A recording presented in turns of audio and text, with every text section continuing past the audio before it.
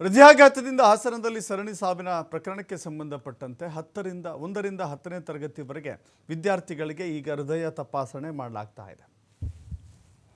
ಜಿಲ್ಲಾ ಆರೋಗ್ಯ ಮತ್ತು ಕುಟುಂಬ ಕಲ್ಯಾಣ ಇಲಾಖೆಯಿಂದ ತಪಾಸಣೆ ಮಾಡಿಕೊಳ್ಳಲಾಗ್ತಾ ಇದೆ. ಸ್ಕ್ರೀನಿಂಗ್ ಮಾಡಲಾಗ್ತಾ ಇದೆ. ಹೃದಯ ಹೇಗಿದೆ, ಚಿಕ್ಕ ಮಕ್ಕಳ ಹೃದಯಕ್ಕೇನೆ ಅತಿ ಹೆಚ್ಚಾದ ಅಪಾಯ ಬರ್ತಾ ಇರುವ ಕಾರಣಕ್ಕಾಗಿ 1ರಿಂದ 10ನೇ ತರಗತಿ ವಿದ್ಯಾರ್ಥಿಗಳ ಹೃದಯ ತಪಾಸಣೆ ಆಗ್ತಾ ಇದೆ. ಇಲಾಖೆಯಿಂದ ತಪಾಸಣೆ ಕಾರ್ಯ ಮುಂದುವರಿತಾ ಇದೆ. ಶಾಲಾ ಮಕ್ಕಳ ಹೃದಯ ತಪಾಸಣೆಗೆ ಸೂಚನೆಯನ್ನು ಕೊಟ್ಟಿದ್ದರು ಸಚಿವ ರಾಜಣ್ಣ ಸೂಚನೆ ಬೆನ್ನಲ್ಲೇ ವಿದ್ಯಾರ್ಥಿಗಳ ತಪಾಸಣೆಯನ್ನು ನಡೆಸಲಾಗ್ತಾ ಇದೆ. ಕಳೆದ 1 ವಾರದಿಂದ ನಡೀತಾ ಇರುವಂತಹ ಹೃದಯ ತಪಾಸಣೆ ಇದು. ಈವರೆಗೆ 1185 ಶಾಲೆಯ 56,000 ವಿದ್ಯಾರ್ಥಿಗಳ ಹೃದಯ ತಪಾಸಣೆ ಆಗಿದೆ. ಸಮಸ್ಯೆ ಕಂಡುಬಂದ ಮಕ್ಕಳಿಗೆ ಹೆಚ್ಚಿನ ಪರೀಕ್ಷೆಗೆ ಶಿಫಾರಸು ಮಾಡಲಾಗ್ತಾ ಇದೆ. ಸರ್ಕಾರಿ, ಖಾಸಗಿ, ಅನುದಾನಿತ, ಅನುದಾನ ರಹಿತ ಶಾಲೆಗಳಲ್ಲಿ ತಪಾಸಣೆ ನಡೀತಾ ಇದೆ. ಈ ತಪಾಸಣೆ ವೇಳೆ ಕೆಲವಷ್ಟು ಹೃದಯ ಸಂಬಂಧಿ ಕಾಯಿಲೆಗಳಿದ್ದರೆ, ಹೃದಯ ಸಂಬಂಧಿ ಸಮಸ್ಯೆಗಳಿದ್ದರೆ ಅದನ್ನು ಪರಿಹರಿಸಿಕೊಳ್ಳಕ್ಕೂ ಕೂಡ ಸೂಚನೆಯನ್ನು ನೀಡಲಾಗ್ತಾ ಇದೆ. ಯಾವ ರೀತಿ ಸ್ಕ್ರೀನಿಂಗ್ ಮಾಡ್ತಾ ಇದ್ದಾರೆ ಅನ್ನೋದನ್ನು ಕೂಡ ನೋಡಬೇಕಾಗತ್ತೆ. ಯಾಕಂತ ಹೇಳಿದ್ರೆ ವೈಜ್ಞಾನಿಕವಾಗಿ ಸ್ಕ್ರೀನಿಂಗ್ ಆಗಬೇಕಾಗುತ್ತೆ.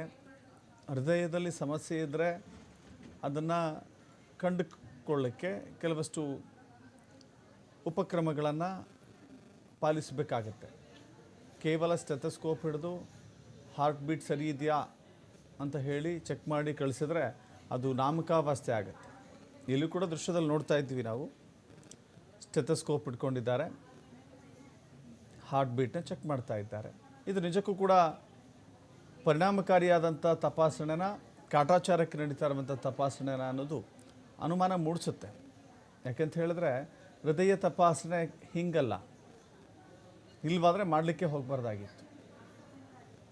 ಅವ್ರಿಗೆ ECG ಮಾಡಿಸ್ತಿರೋ, ಎಕೋ ಮಾಡಿಸ್ತಿರೋ ಹೀಗೆ ಮಾಡಬೇಕಾಗಿತ್ತು. ಬಟ್ ಇಲ್ಲಿ ಹೃದಯ ಹಾರ್ಟ್ ಬೀಟ್ ಎಷ್ಟಿದೆ ಅನ್ನೋದನ್ನು ಮಾತ್ರ ನೋಡ್ತಾ ಇದೆ. 1 ನಿಮಿಷಕ್ಕೆ ಎಷ್ಟು ಸಲ ಬಡಿದುಕೊಳ್ತಾ ಇದೆ ಅನ್ನೋದನ್ನು ಮಾತ್ರ ನೋಡ್ತಾ ಇದ್ದಾರೆ. ಇದು ಎಷ್ಟರ ಮಟ್ಟಿಗೆ ಪರಿಣಾಮಕಾರಿ ಆಗುತ್ತೆ ದೇವರೇ ಬಲ್ಲ. ಮತ್ತಷ್ಟು ಮಾಹಿತಿ ನಮ್ಮ ಪ್ರತಿನಿಧಿ ಪ್ರಕಾಶ್ ನೀಡ್ತಾರೆ. ಪ್ರಕಾಶ್, 50,000 60,000 ಬಿಡಿ, 1 ಲಕ್ಷ ವಿದ್ಯಾರ್ಥಿಗಳಿಗೆ ಬೇಕಾದ್ರೆ ತಪಾಸಣೆ ಮಾಡ್ಬೋದು. ಇದು ತಪಾಸಣೆ ಅಂತ ಕರೆಸ್ಕೊಳ್ಳುತ್ತಾ ಇದು? ದಶರಥ್, ಈಗಾಗಲೇ ಹಾಸನ ಜಿಲ್ಲೆ ಒಂದ್ ರೀತಿ ಹೃದಯಾಘಾತದ ಅಂತಲೇ ಕೂಡ ಕರಿತಾ ಇದ್ರು. ಹಾಗಾಗಿ ಆ ಹಿನ್ನೆಲೆಯಲ್ಲಿ ಇದು ಸಾಕಷ್ಟು ಸುದ್ದಿ ಕೂಡ ಆಗಿತ್ತು. ಜೊತೆಗೆ CM ಕೂಡ ಇದಕ್ಕೆ ರಿಯಾಕ್ಷನ್ ಕೊಟ್ಟಿದ್ರು. ಈ ಹಿನ್ನೆಲೆಯಲ್ಲಿ ಒಂದಿಷ್ಟು ಮೀಟಿಂಗ್ಗಳು ಜಿಲ್ಲಾ ಉಸ್ತುವಾರಿ ಸಚಿವರ ನೇತೃತ್ವದಲ್ಲಿ, ಜಿಲ್ಲಾಧಿಕಾರಿ ಲತಾ ಕುಮಾರಿ ಅವರ ನೇತೃತ್ವದಲ್ಲಿ ಮೀಟಿಂಗ್ ಕೂಡ ಆಯಿತು. ನಂತರದಲ್ಲಿ ಆರೋಗ್ಯ ಇಲಾಖೆ ಎಚ್ಚೆತ್ತುಕೊಂಡಿರುವಂತದ್ದು.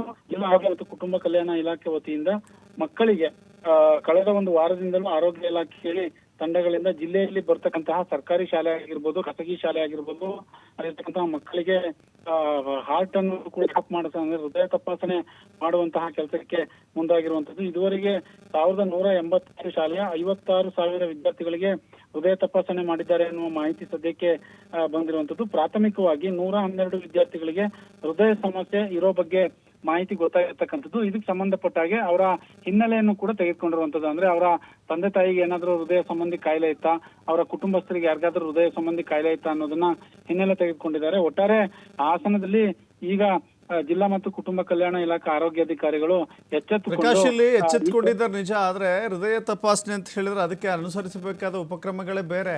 ಇಲ್ಲಿ ಸ್ಟೆಥೋಸ್ಕೋಪ್ ಹಿಡ್ಕೊಂಡು ಹೃದಯ ಬಡಿತಾ ಇದೆಯಾ, 1 ನಿಮಿಷಕ್ಕೆ ಎಷ್ಟು ಸಲ ಬಡಿತಾ ಇದೆ ಅಂತ ಚೆಕ್ ಮಾಡಿ ಕಳಿಸ್ತಾ ಇದ್ದಾರೆ. ಇದು ಹೃದಯ ಕಾಯಿಲೆಗಳನ್ನು ಕಂಡುಹಿಡಿಯುವಂತ ಕ್ರಮನ ಇದು ಅಂತ? ಖಂಡಿತವಾಗ್ಲು. ಯಾಕಂತಂದ್ರೆ ಇದನ್ನ ಆರೋಗ್ಯ ಇಲಾಖೆ ಅಧಿಕಾರಿಗಳು ಈಗ ಸದ್ಯಕ್ಕೆ ಮುಂದಾಗಿದ್ದಾರೆ. ಆದ್ರೆ ಇದನ್ನ ಯಾವೆಲ್ಲ ರೀತಿಯಾಗಿ ಬರೀ ಚೆಕಪ್ ಮಾಡಿ ಬಿಟ್ಟು ಹೋಗ್ತಾರಾ, ಇಲ್ಲ ಅಂತಂದ್ರೆ ಅವ್ರಿಗೆ ಏನಾದ್ರು ಕಾಯಿಲೆ ಇದೆಯಾ, ಹಾರ್ಟ್ ಬೀಟ್ ಏನಾದ್ರು ಚೆಕ್ ಅಂದ್ರೆ ಇದಕ್ಕೆ ಹೇಳಿಕೆ ಕೊಡ್ಬೇಕು. ಅವ್ರು ಯಾರು ಕೂಡ ಇದುವರೆಗೆ ಒಂದು ಪ್ರೆಸ್ ಮೀಟ್ ಮಾಡಿಲ್ಲ. ಬಟ್ ಸಂಜೆ ನಂತರ ಸುದ್ದಿಗೋಷ್ಠಿ ಮಾಡ್ತಾರೆ, ಮಾಧ್ಯಮಗಳಿಗೆ ಹೇಳಿಕೆ ಕೊಡ್ತಾರೆ ಅನ್ನೋದು ಸದ್ಯಕ್ಕೆ ಗೊತ್ತಾಗಿರ್ತಕ್ಕಂಥದ್ದು.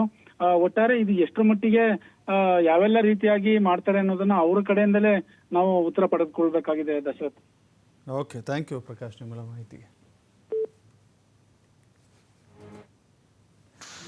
ಇದು ಹಾಸನದಲ್ಲಿ ಇತ್ತೀಚೆಗೆ ಹೃದಯಾಘಾತದ ಕಾರಣಕ್ಕಾಗಿ ಮೃತಪಟ್ಟಂಥವರ ಸಂಖ್ಯೆ ಜಾಸ್ತಿ ಆಗ್ತಾ ಇತ್ತು. ಅದು ಕೂಡ ಎಳೆ ಮಕ್ಕಳಲ್ಲಿಯೇ, ವಿದ್ಯಾರ್ಥಿಗಳಲ್ಲಿಯೇ, ಯುವಕರಲ್ಲಿಯೇ ಅತಿ ಹೆಚ್ಚಾಗಿ ಕಂಡು ಬರ್ತಾ ಇತ್ತು. ಈ ಕಾರಣದಿಂದಾಗಿ ಒಂದು ಸಮಿತಿಯನ್ನು ರಚನೆ ಮಾಡಿಕೊಂಡು ಮರಣೋತ್ತರ ಪರೀಕ್ಷೆ ನಡೆಸಿ ಆನಂತರ ಕಾರಣಗಳೇನು ಅನ್ನೋದನ್ನು ಪಟ್ಟಿ ಮಾಡಿತ್ತು. ಇದೀಗ ಶಾಲಾ ಕಾಲೇಜುಗಳಲ್ಲೂ ಕೂಡ ಈ ರೀತಿ ತಪಾಸಣೆಗೆ ಮುಂದಾಗಿದೆ.